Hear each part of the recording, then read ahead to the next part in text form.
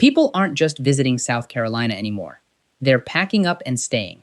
In the last few years, this state has quietly become one of the fastest growing places to live in the entire country, and most people have no idea which cities and areas are actually absorbing all of that growth. So in this video, I'm going to break down 10 of the most popular cities and areas people are relocating to in South Carolina right now, from the beaches, to the lakes, to the mountains, to the big cities in between. By the end of this, you'll know exactly which part of this state actually fits your lifestyle. But before we get into the list, you need to understand one thing about South Carolina. This state is split into 4 very different regions, and each one comes with its own trade-offs. You've got the coast, which most people think of first, but that also means hurricanes, heat, and humidity. You've got the Midlands, right in the center of the state. You've got the upstate, which actually touches the Blue Ridge Mountains and gets real winters. And you've got the PD region up near the North Carolina border, home to the Grand Strand and Myrtle Beach. If you want to be near the ocean, you're looking at the Low Country or the PD. If you want mountains and seasons, you're looking at the upstate. If you want to be centrally located near everything, that's the Midlands. Keep that in the back of your mind as we go through this list, because where you land is going to depend entirely on which of these trade-offs you're willing to live with. All right, let's get into it. Number 1, Charleston. We have to start here, because Charleston is the city most people picture when they think of South Carolina. And for good reason. This is one of the most historic cities in the entire country. We're talking about antebellum homes built in the 1700 and 1800, the cobblestone streets, and a downtown that's often called a living museum. In fact, there's a rule here that no building can be taller than the tallest church steeple downtown, so you're not going to see a single skyscraper in the historic district. That's part of what keeps it so well preserved. Charleston sits in what's known as the Tri-County area, which includes Charleston County, Berkeley County, and Dorchester County. Charleston County itself has some of the most expensive real estate in the entire state. But if you head out to cities like Sommerville, Hanahan, or Goose Creek in the surrounding counties, you'll find much more affordable options while still being close to everything. This area is also loaded with education and healthcare. You've got the Citadel Military College, the Medical University of South Carolina, and the College of Charleston, which was established all the way back in 1770, making it one of the oldest colleges in the country. And then there's the water, Charleston Harbor, where the first shots of the Civil War were fired at Fort Sumter, the Atlantic Ocean, and countless rivers and tidal creeks perfect for fishing and crabbing. You're never more than about 20 minutes from a beach here, no matter where in the metro area you're living. Now, here's the trade-off. Charleston sits in what's called the Low Country, which means it's flat, low-lying land, a lot of it barely above sea level. That means flooding is a real concern, and hurricanes are part of life here. I've lived in Charleston for over 5 years, and my first 2 years here, we had a hurricane evacuation both years. Neither storm hit us directly, but we were in what they call the cone of uncertainty, so out of caution, we evacuated anyway. The last several years, we haven't had to evacuate at all, but it's something you need to be mentally prepared for if you move here. Summers are also brutal. Heat and humidity that will hit you like a wall the moment you step outside. But winters here are incredible. You can golf in January. You can go to the beach in February. If you can handle 2 rough months of summer in exchange for 10 months of near-perfect weather, Charleston is hard to beat. Number 2, Mount Pleasant. Just across the bridge from downtown Charleston, Mount Pleasant gives you beach access, boat life, and top-rated schools, all without living directly in the historic district. It's become one of the most sought-after suburbs on the entire East Coast, which means the secret is very much out, and prices here have climbed fast. Still, if you want that Charleston lifestyle with a little more space and a little less tourist traffic, this is usually the first place people look. Number 3, Sommerville. This is where a lot of Charleston area families end up once they want more house for their money. Sommerville has its own historic charm. It's actually nicknamed Flower Town for its azaleas, and it's still under an hour from the beach, but the cost of living drops noticeably once you cross out of Charleston County. It's become one of the fastest growing towns in the entire Tri-County area for exactly that reason. Number 4, Greenville. Now let's head to the complete opposite side of the state. Greenville sits in the upstate region, right near the Blue Ridge Mountains, and it could not feel more different from Charleston. Downtown Greenville is charming and walkable, and right in the middle of it is Falls Park on the Reedy, a 32-acre green space with a waterfall running right through downtown, and a 345-foot pedestrian bridge called the Liberty Bridge that's become one of the most photographed spots in the state. Greenville also has serious college power nearby. Furman University and Bob Jones University are right in town, and Clemson University is about 40 minutes away. And if you know anything about college football, you know Clemson has been one of the best programs in the entire country over the last decade, with multiple national championships. If you live in Greenville, you're going to be about 3 hours from the ocean, so this is not a beach lifestyle, but you'll be minutes from the mountains. Paris Mountain State Park is right in town, and Table Rock State Park is about 40 minutes away. There are also several lakes nearby for boating, including Lake Hartwell, Lake Keowee, and Lake Robinson. Because Greenville is so far inland, it barely feels hurricanes. Storms weaken fast once they move off the coast. You also get real winters here, actual seasonal changes, and colder temperatures than anywhere on the coast.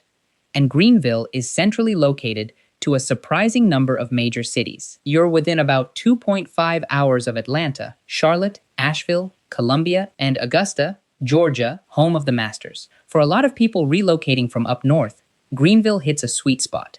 Real seasons, mountain access, and still a short drive to several major metro areas. Number 5. Myrtle Beach, back to the coast, this time up in the PD region. Myrtle Beach is the most tourist-heavy pick on this entire list, and it comes with a lot of energy because of that. You've got a 1.25-mile oceanfront boardwalk, dozens of golf courses, one of the tallest Ferris wheels in the country, and an amusement park right on the water. Myrtle Beach is actually part of a 60-mile stretch of coastline called the Grand Strand, which also includes North Myrtle Beach, Morell's Inlet, Georgetown, and Pawleys Island. If you want the outdoors, the Waccamaw National Wildlife Refuge sits right nearby, covering nearly 27,000 acres of trails, rivers, and swampland. There's also Coastal Carolina University in the area, if education is a factor for you. But here's the honest trade-off. Myrtle Beach pulls in millions of tourists every single year. If you want a quiet beach life, this might not be your spot. But if you want energy, entertainment, and a beach town that never sleeps, this is exactly why people are moving here in huge numbers. Number 6. Hilton Head Island. On the opposite end of the coast, down near the Georgia border, Hilton Head is the calmer, more upscale alternative to Myrtle Beach. Gated communities, quiet public beaches, world-class golf. This is where people move when they're done chasing the tourist crowds and just want the ocean to themselves. It's a slower pace of life, and it comes at a higher price point, but for retirees and remote workers alike, it's one of the most desirable stretches of coastline in the entire state. Number 7. Rock Hill. Rock Hill sits up in the northern part of the Midlands, right on the North Carolina border. In fact, it's only about a 30-minute drive to Charlotte, which is home to the Carolina Panthers, the Charlotte Hornets, and a skyline full of skyscrapers.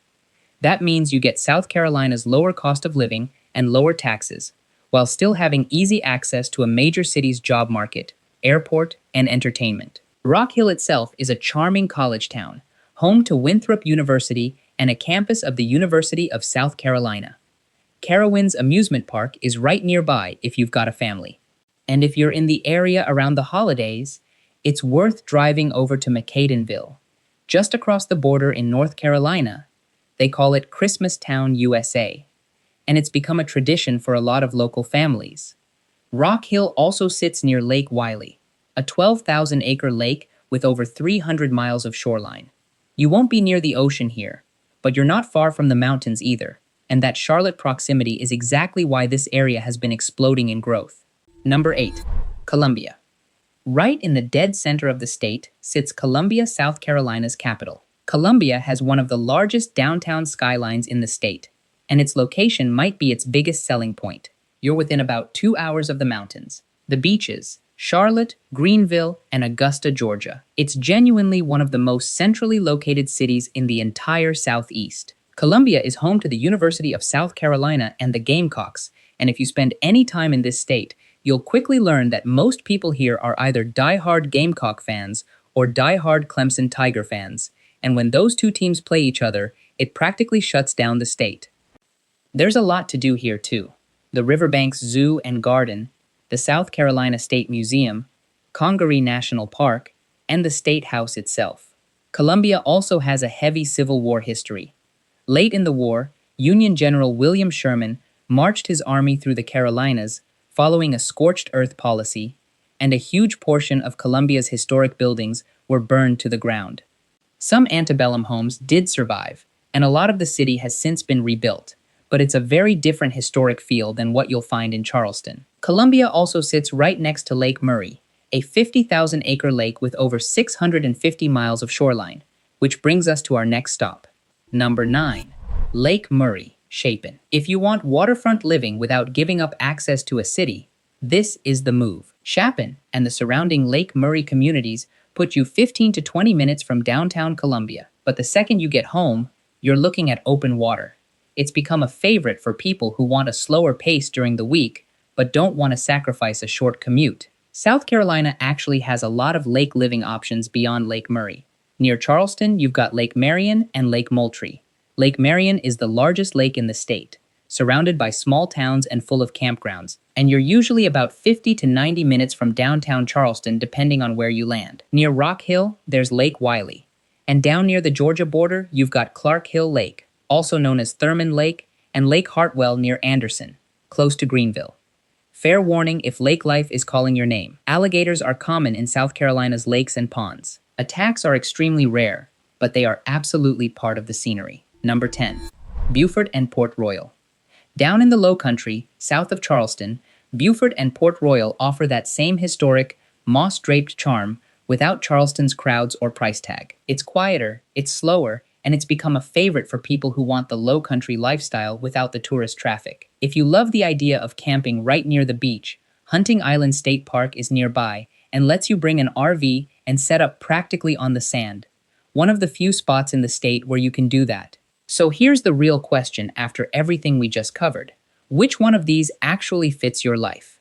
If you want history, culture, and a beach 20 minutes away, Charleston. If you want mountains, seasons, and a college football obsession, Greenville.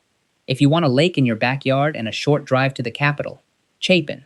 If you want energy and boardwalks, Myrtle Beach. If you want quiet and upscale, Hilton Head. Every single one of these places trades something for something else. Beach access for hurricane risk.